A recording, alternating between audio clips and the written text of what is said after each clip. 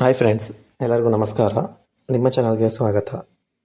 So ಇವತ್ತು SSLC ಮತ್ತು PUC ಮಕ್ಕಳಿಗೆ ಒಂದು ಶುಭ ಸುದ್ದಿ ಇದೆ. ಅದೇನಪ್ಪ ಅಂದರೆ ಕರ್ನಾಟಕ ಸರ್ಕಾರ ಹೊಸ ಶಿಕ್ಷಣ ನಿರ್ಧಾರವನ್ನು ಕೈಗೊಂಡಿದೆ. ಅದೇನಪ್ಪ ಅಂದರೆ SSLC ಮತ್ತು PUC ಪರೀಕ್ಷೆಗಳ ಪಾಸ್ ಮಾರ್ಕ್ಸನ್ನು ಕಡಿತಗೊಳಿಸಿದೆ. ಈ ಸುದ್ದಿ ಇತ್ತೀಚೆಗೆ ಅಧಿಕೃತವಾಗಿ ಹೊರಬಂದಿದ್ದು ಲಕ್ಷಾಂತರ ವಿದ್ಯಾರ್ಥಿಗಳಿಗೆ, ಪೋಷಕರಿಗೂ ಒಂದು ಬಹುಮುಖ್ಯ ಸುದ್ದಿಯಾಗಿದೆ.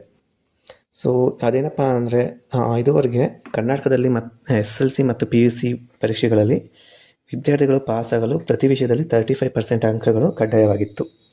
ಆದರೆ ಈಗ ಹೊಸ ಅಧಿಸೂಚನೆಯನ್ನು ಕರ್ನಾಟಕ ಸರ್ಕಾರ ಹೊರಡಿಸಿದೆ. ಅದೇನಪ್ಪ ಅಂದರೆ ವಿದ್ಯಾರ್ಥಿಗಳು ಈಗ 35% ಬದಲು 35% ಸ್ಕೋರ್ ಮಾಡಿದರೆ ವಿದ್ಯಾರ್ಥಿಗಳು ಪಾಸಾಗ್ಬೋದು.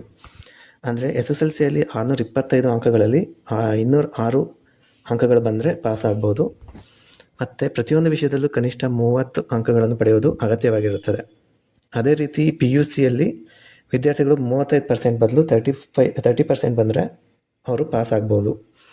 ಅಂದರೆ 600 ಅಂಕಗಳಲ್ಲಿ ಸುಮಾರು 180 ಅಂಕಗಳು ಬಂದರೆ ಪಾಸಾಗ್ತಾರೆ.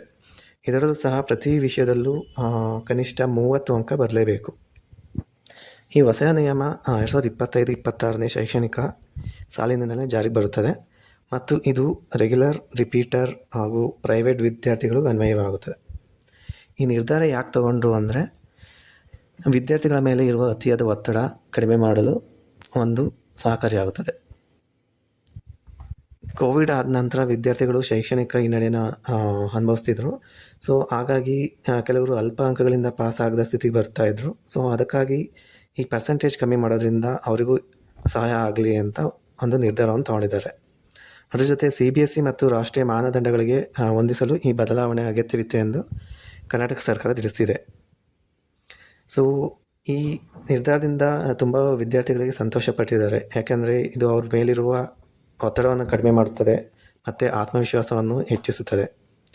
ಹಾಗೆ ಕೆಲವರು ಶಿಕ್ಷಣ ತಜ್ಞರು ಏನು ಹೇಳಿದ್ದಾರೆ ಅಂದರೆ ಮಾರ್ಕ್ಸ್ ಇಳಿಸೋದ್ರಿಂದ ವಿದ್ಯಾರ್ಥಿಗಳು ಓದಿನ ಮೇಲೆ ನಿರ್ಲಕ್ಷ್ಯ ತೋರ್ಬೋದು ಅನ್ನೋ ಭೀತಿ ಎದುರಾಗಿದೆ. ಆದರೆ ಸರ್ಕಾರ ಇದ್ರ ಜೊತೆ ಶಿಕ್ಷಣದ ಗುಣಮಟ್ಟವನ್ನು ಹೆಚ್ಚಿಸುವುದರ ಕಡೆ ಗಮನ ಹರಿಸಬೇಕೆಂದು ಅವರು ಅಭಿಪ್ರಾಯಪಟ್ಟಿದ್ದಾರೆ. ಈ ಹೊಸ ನಿಯಮದಿಂದ ಸಾವಿರಾರು ವಿದ್ಯಾರ್ಥಿಗಳಿಗೆ ಲಾಭವಾಗಲಿದೆ. ಫೇಲ್ ಆಗುತ್ತಿದ್ದ ವಿದ್ಯಾರ್ಥಿಗಳಿಗೆ ಪಾಸಾಗಿ ಮುಂದಿನ ತರಗತಿ ಹೋಗ್ಬೋದು. ಸೊ ಹೀಗಾಗಿ ಮುಂದಿನ ದಿನಗಳಲ್ಲಿ ಈ ಬದಲಾವಣೆಯನ್ನು ನಾವು ನಿರೀಕ್ಷಿಸಬಹುದು. ಬಟ್ ಸರ್ಕಾರವು ಮುಂದಿನ ದಿನಗಳಲ್ಲಿ ಈ ಬದಲಾವಣೆಯ ಪರಿಣಾಮವನ್ನು ವಿಮರ್ಶೆ ಮಾಡಿ ಅಗತ್ಯವಾದ ತಿದ್ದುಪಡಿಯನ್ನು ಮಾಡೋದಾಗಿ ತಿಳಿಸಿದೆ.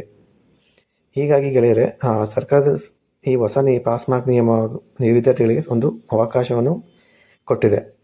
ಪಾಸ್ ಆಗೋದು ಗುರಿಯಲ್ಲ, ಉತ್ತಮ ಅಂಕಗಳಿಗಾಗಿ ಪ್ರಯತ್ನಿಸುವುದು ಮುಖ್ಯ. ಸೊ ಈ ಬದಲಾವಣೆಯನ್ನು ನೀವು ಹೇಗೆ ನೋಡ್ತೀರಾ ಅನ್ನೋ ಕಮೆಂಟಲ್ಲಿ ತಿಳಿಸಿ. ಇಷ್ಟವಾದರೆ ಲೈಕ್ ಮಾಡಿ, ಶೇರ್ ಮಾಡಿ ಹಾಗೂ ಸಬ್ಸ್ಕ್ರೈಬ್ ಮಾಡಿ.